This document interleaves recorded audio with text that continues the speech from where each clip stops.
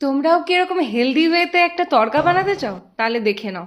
তড়কার ডালটা আগের দিন রাত্রে আমি 3 রকমের ডাল ভিজিয়ে রেখে দিয়েছিলাম, সকালে সেটা সেদ্ধ করে নিয়েছি। নিয়েছি পেঁয়াজ কুচি, টমেটো কুচি, আদা কুচি, রসুন কুচি, আর হচ্ছে কাঁচা লঙ্কার কুচি। ব্যাস। আর ফোড়নের জন্য রেখেছিলাম হচ্ছে জিরে, লবঙ্গ, দারচিনি আর এলাচ। ব্যাস, আর কিছু লাগবে না। চিকেন তড়কা বানাচ্ছি তো চিকেন তো লাগবেই। চিকেনটাকে জাস্ট ম্যারিনেট করে নেবো এবার। দিয়ে দিলাম হচ্ছে টক দই 2 চামচ, পরিমাণ মতো নুন দিয়ে দিলাম, দিয়ে দিচ্ছি একটু হলুদ গুঁড়ো, একটু জিরের গুঁড়ো আর একটু ধনের গুঁড়ো। ব্যাস। আর অল্প সামান্য পরিমাণে একটু দিয়ে দিলাম গরম মশলার গুঁড়ো, একটুখানি আদা বাটা আর একটু রসুন বাটা দিয়ে এটা ম্যারিনেট করে 1/2 ঘন্টা রেখে দেবো। কড়াই বসিয়ে অল্প একটু সামান্য তেল দিয়ে নিয়েছি, দেখতে পাচ্ছ। চিকেনটাকে দিয়ে দিলাম এর মধ্যে। এবার চিকেনটাকে না শুকনো শুকনো করে একটু আমি মানে ভাজা ভাজা টাইপের করব। তো চিকেন থেকে জল যেটা বেরোবে সেটাতেই চিকেনটা সেদ্ধ হয়ে যাবে, আলাদা করে কোনো জল অ্যাড করার দরকার নেই। নিজেকে একটু দেখিয়ে নিলাম।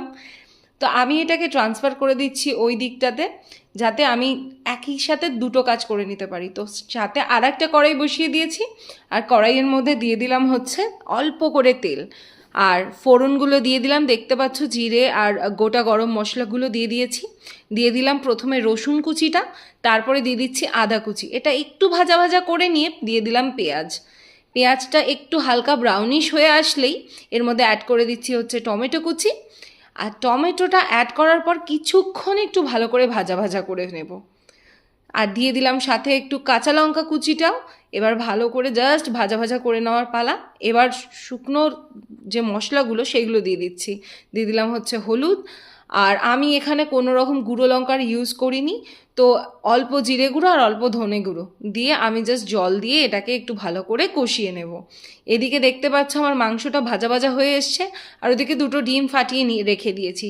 মশলা কষে এলেই ভালো করে মাংসটা আর চিকেন ডিমটা দুটোই দিয়ে দিলাম, দিয়ে এবার এর মধ্যে দিয়ে দিচ্ছি তড়কার ডালটা। ব্যাস, এটাকে ভালো করে নাড়াচাড়া করে নেব। তারপরে দিয়ে দেবো পরিমাণ মতো অল্প জল। খুব বেশি জল দেওয়ার দরকার নেই, কারণ তড়কার ডালটা তো অলরেডি সেদ্ধ করা আছে। দিয়ে দিলাম হচ্ছে ধনেপাতা কুচি, আর অল্প সামান্য একটু কাসুরি মেথি ক্রাশ করে দিয়ে দিলাম। না থাকলে দেওয়ার কোনো দরকার নেই, এমনিই সুন্দর হবে। আর কিচ্ছু দেওয়ার দরকার নেই। এত হেলদি ওয়েতে একটা তড়কা আমরা বানালাম, এত কম মানে সময়ে আর কম তেল মশলায়। তো আমাদের তড়কা তো ডান হয়ে গেছে। নামিয়ে নিয়ে সার্ভ করেছি একটা বাটিতে।